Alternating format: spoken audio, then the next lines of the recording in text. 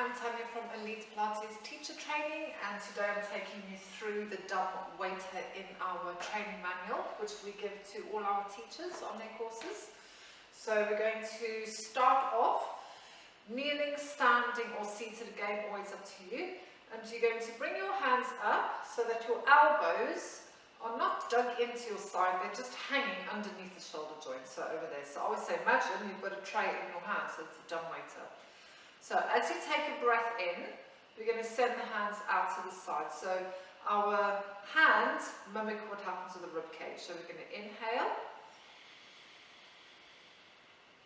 Now the whole point of this is to control the chest and the back so that we're not, I'm exaggerating it so you can see. So you get to a point where you get, like I feel, it's over there. If I go any more, I'm going to feel my back being pushed forward. And then I'm going to bring the hands back round. So it's a breath in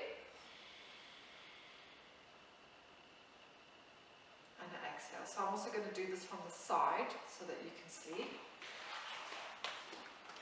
So from here, people often have their elbows pulled too far back. So just again, elbow underneath the shoulder.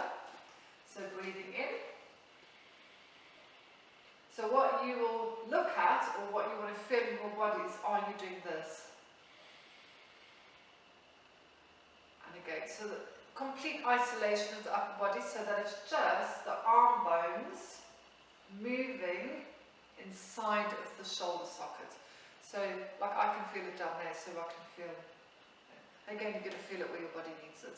That is the dumb waiter, So I'll see you in the next video. Cheers!